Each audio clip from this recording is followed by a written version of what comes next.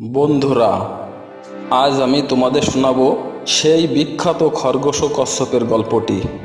আমরা সবাই জানি গল্পটিতে খরগোশ হেরে গিয়েছিল, কচ্ছপ দৌড় প্রতিযোগিতায় জিতেছিল, কিন্তু এর পরেও আরও কিছু বাকি অংশ ছিল গল্পের। সেই গল্পের আড়ালের গল্পগুলো আমরা অনেকেই জানি না। আজ আমরা সেই গল্পটি পুরা শুনব এবং দেখব। তো চলো শুরু করা যাক।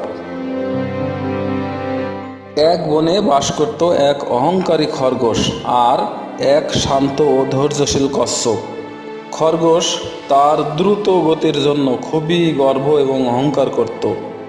প্রায়ই কচ্ছপকে তার ধীর গতির জন্য উপহাস এবং তিরস্কার করত। একদিন কচ্ছপ খরগোশের এই তিরস্কার সহ্য না করতে পেরে খরগোশকে সে দৌড় প্রতিযোগিতার আহ্বান জানালো। খরগোশ প্রথমে কচ্ছপের প্রস্তাব শুনে হেসে লুটোপুটি খেতে লাগলো, কিন্তু কচ্ছপের বারবার বলাই এবং আত্মবিশ্বাস দেখে সে রাজি হলো। বনের হাতি, বাঘ, সিংহ এবং অন্যান্য পশু পাখি সব এই দৌড় প্রতিযোগিতার বিচারক হইল। দৌড় শুরু হলো। খরগোশ বিদ্যুতের মতো দ্রুত গতিতে ছুটতে শুরু করলো এবং অল্প সময়ের মধ্যেই অনেকটা পথ এগিয়ে গেল।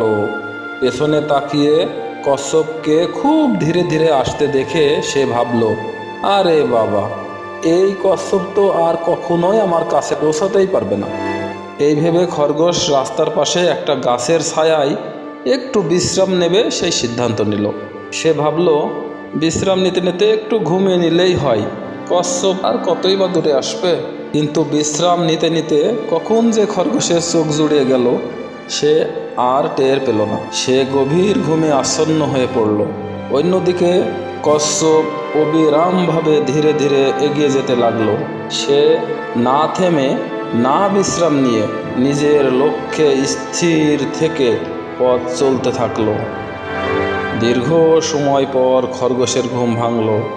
জেগে উঠে সে দেখল দৌড়ের শেষ সীমা প্রায় কাছেই, কিন্তু কচ্ছপের কোনো চিহ্ন নেই। সে দ্রুত দৌড়াতে শুরু করলো, কিন্তু হায়, শেষ সীমানায় পৌঁছেই খরগোশ দেখল কচ্ছপ আগেই সেখানে পৌঁছে গেছে এবং বিজয়ীর হাসি হাসছে। এই দেখে খরগোশ এটাই বুঝলো যে সময়ের কাজ সময়ে করতে হয়।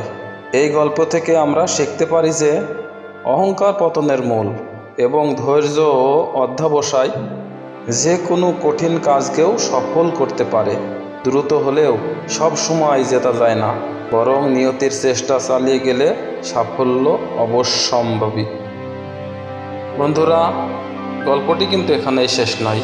এই গল্পের পরে আরও কি হয়েছিল? হ্যাঁ, এই গল্পের পরে খরগোশ কিন্তু থেমে যায়নি। খরগোশ তার এই পরাজয় কখনোই ভালোভাবে মেনে নিতে পারে নাই। তাই খরগোশ তার পরাজয় থেকে শিক্ষা নিয়ে আবারও কচ্ছপের সাথে দৌড় প্রতিযোগিতায় নামে। খরগোশ সে আবার দৌড়ের প্রতিযোগিতার জন্য কচ্ছপকে আহ্বান জানালো। কচ্ছপ যথারীতি রাজি হলো। শুরু হলো পুনরায় আবার দৌড়ের প্রতিযোগিতা। এইবার সে আর বিশ্রাম নেয়নি এবং নিজের গতির সঠিক ব্যবহার করে কচ্ছপকে পরাজিত করলো এবং জয়ী হলো। খরগোশ বুঝলো, মন দিয়ে নিজের সামর্থ্যের পুরোটা দিয়ে কাজ করলে দ্রুত সফল হওয়া যায়। আর কচ্ছপ বুঝলো, ধীর স্থিরভাবে চলা ভালো, তবে কাজে উপযুক্ত গতি না থাকলে প্রতিযোগিতামূলক পরিবেশে জয়ী হওয়া সম্ভব নয়। এবার আমরা গল্পের তৃতীয় অংশে যাব। গল্পের তৃতীয় অংশে আমরা দেখব কচ্ছপ এবার খরগোশকে আরেকবার দৌড় প্রতিযোগিতার আমন্ত্রণ জানালো। খরগোশও নির্দ্বিধায় রাজি হয়ে গেল। তখন কচ্ছপ বলল, একই রাস্তায় আমরা 2 বার দৌড়িয়েছি, এবার অন্য রাস্তায় হোক। খরগোশও রাজি। ঠিক আছে, এবার নতুন রাস্তায় দৌড় প্রতিযোগিতা হবে। নতুন রাস্তায় দৌড় প্রতিযোগিতা শুরু হলো। যথারীতি খরগোশ জোরে দৌড় শুরু করে দিল। কচ্ছপও তার পিছন পিছন আসতে শুরু করলো। কচ্ছপ যখন খরগোশের কাছে পৌঁছলো, দেখলো খরগোশ বসে আছে, কিন্তু দৌড়ের শেষ সীমানায় যেতে পারেনি। কারণ কি?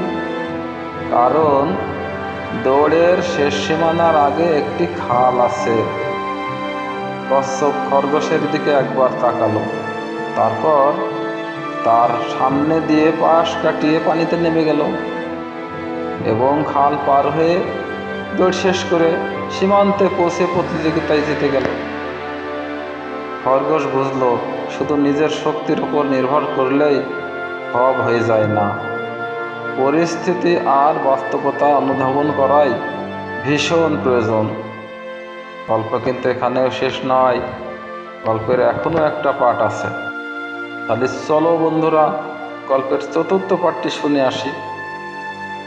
এবার খরগোশ কচ্ছপকে আরেকটি দৌড় প্রতিযোগিতার জন্য আহ্বান জানাবো, এই একই রাস্তায়।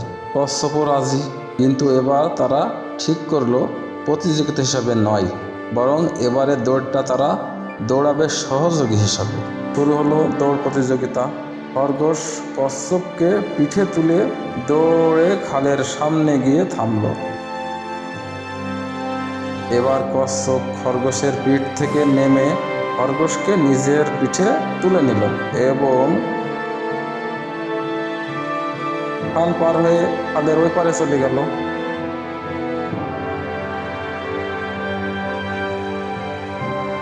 ওই পারে যে খরগোশের পিঠে উঠে বাকি দৌড় শেষ করলো, আর এবার তারা দুইজনই একসাথে জয়ী হলো। এখান থেকে আমরা কি শিখলাম? আমরা শিখলাম ব্যক্তিগত দক্ষতা থাকা খুবই ভালো, কিন্তু দলবদ্ধ হয়ে একে অপরের দক্ষতার কাছে থাকতে পারলেই আসে সত্যিকারের সাফল্য, যেখানে সবাই বিজয়ীর হাসি হাসতে পারে। এরপর খরগোশ ও কচ্ছপের বন্ধুত্ব হয়ে গেল। তারা বনের ভিতরে একসাথে আনন্দ করে চলাফেরা করতে লাগলো এবং সবার সাথে মিলে মিশে থাকতে লাগলো।